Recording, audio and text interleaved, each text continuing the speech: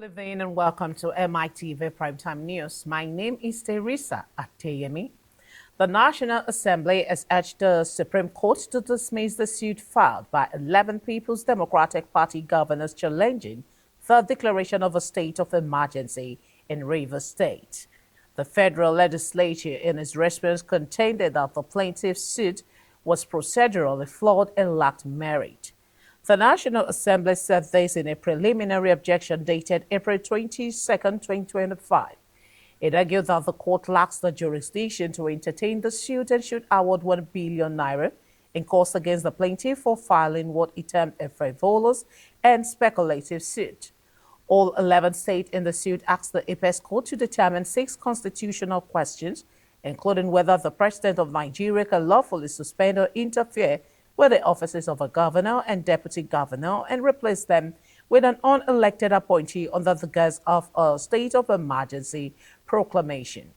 They further requested the court to determine whether the Attorney General Tract, acting on behalf of the president, to suspend the offices of governors and deputy governors by virtue of such proclamations contravenes the provisions of the 1999 Constitution of the Federal Republic of Nigeria and principles of constitutional federalism.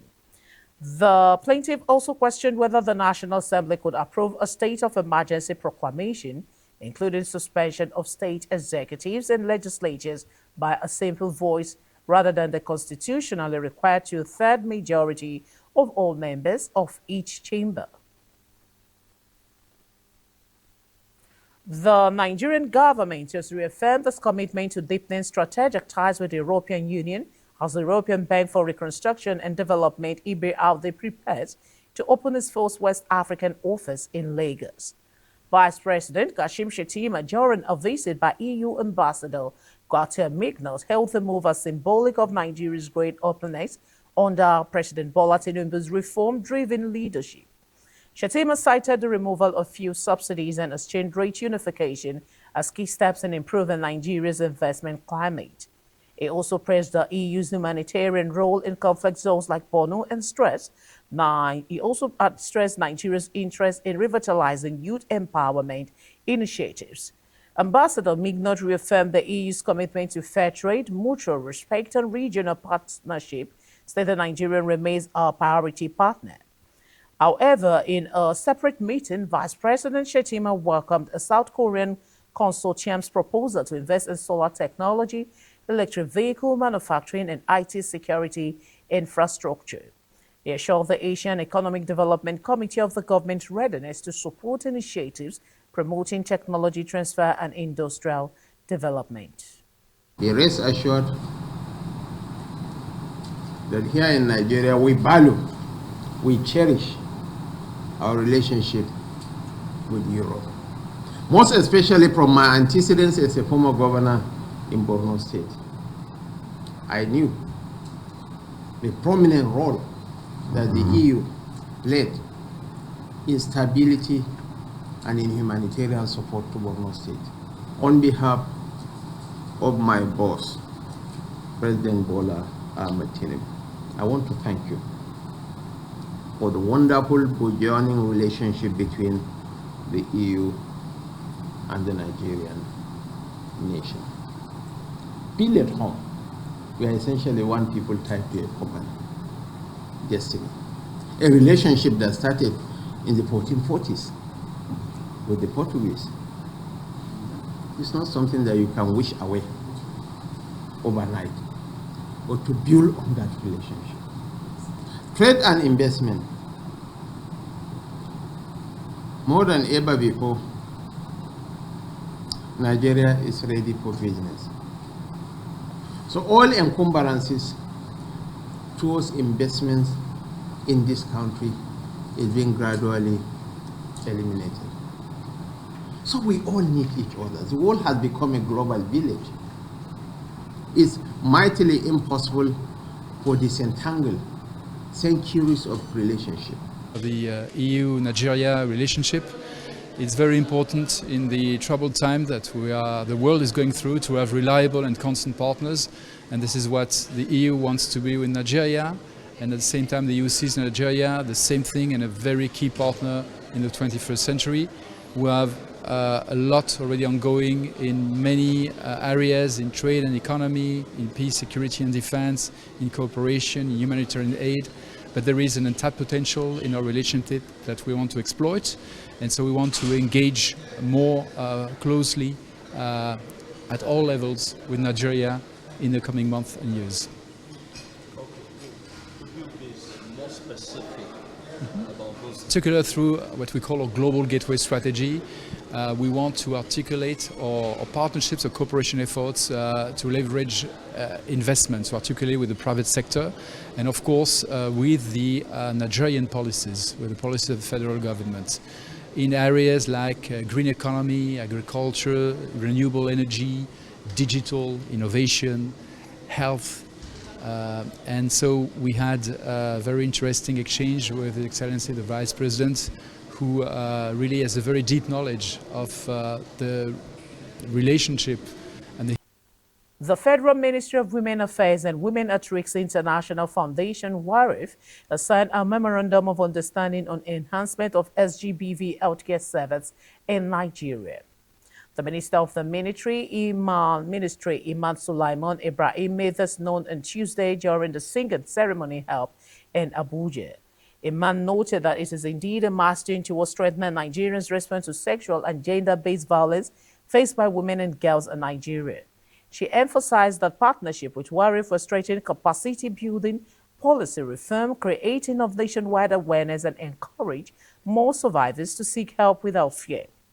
Iman further reaffirmed a commitment in ensuring the survival of sexual violence will no longer left to suffer in silence, but giving access to survivor-centered, high-quality healthcare and support services across Nigeria. Also speaking was the founder of Women at Risk International Foundation, Dr. Kemi Del Silva, who highlighted that women and girls lack social welfare to meet their needs, adding that partnering with the ministry will be transformative change, free healthcare service for affected women and girls of sexual violence across the 6 geopolitical zone. The start of a wonderful partnership between the NGO WARIF and the Federal Ministry of Women's Affairs.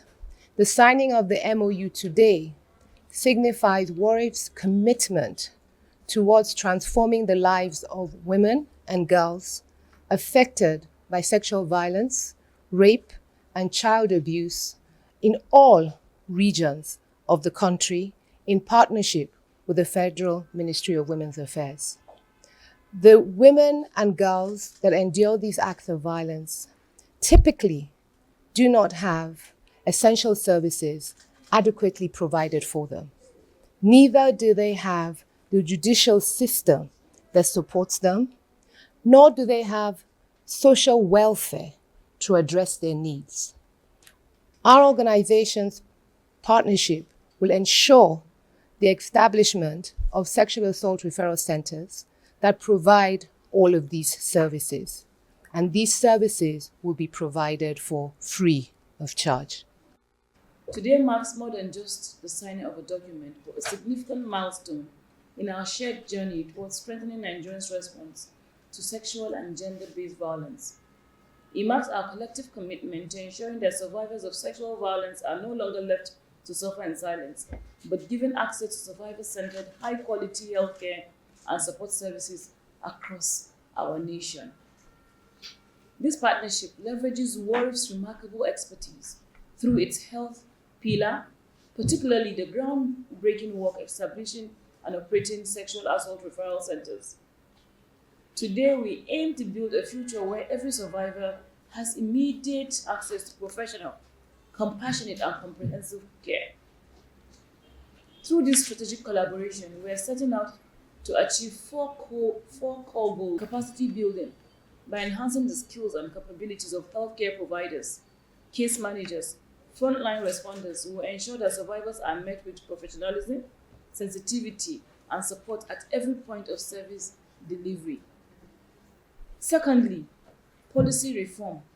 Together, we will drive reforms that strengthen national framework. In a bold move to stem the migration of healthcare professionals, the federal government has launched a 110 billion naira intervention fund aimed at revitalizing infrastructure in Nigeria's medical schools. The initiative announced by Minister of Education Dr. Tunji Alausa in Abuja includes 70 billion naira for upgrading medical schools to international standards and 15 billion naira for new student hostels, while 76 institutions will receive cutting-edge medical simulation centers. Dr. Alausa also disclosed plans to mandate universities to increase medical admission quotas to meet both local and global healthcare demands. Minister of State for Education, Professor Suwaibu Ahmad, however, reiterated the government's commitment to improving medical training facilities through the TEDFund, acknowledging long-standing challenges in the sector. Meanwhile, the TEDFund board chairman, Mansari Aminu, called for consistent investment over 5 years and urged university leaders to prioritize national development. The executive secretary, Aksoni Echono, also described the intervention is timely and essential for strengthening the nation's health education system. The newly inaugurated monitoring committee, led by Professor Sulaiman Alabi, further pledged to execute its mandate with transparency and dedication. I think we should sustain this. I don't like this idea of one-off. It doesn't solve problem. I think it is in us that we don't like long-term investment. If we can take the next 5 years investing in medical sciences alone, the difference will be clear. But intervention will go a long way in solving some of the challenges facing the health sector in the country. The provision of critical manpower in the health sector remains a huge challenge, and it's often exacerbated by the bypassing job. The problems of insufficient and unqualified medical personnel leading to high doctor-patient ratio and all the other indices that we are not very proud of have lingered for far too long.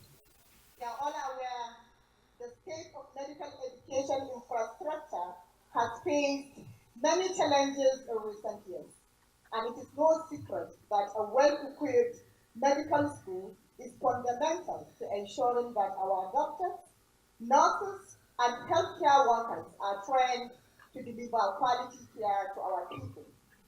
The government, through the intervention of TEDFund, has demonstrated its unwavering commitment to improving these facilities. This initiative seeks to rehabilitate and upgrade medical schools across the country, ensuring the next generation of healthcare professionals are trained in state-of-the-art environments that reflect global best practices. It is indeed a great occasion because this intervention is quite appropriate at this time.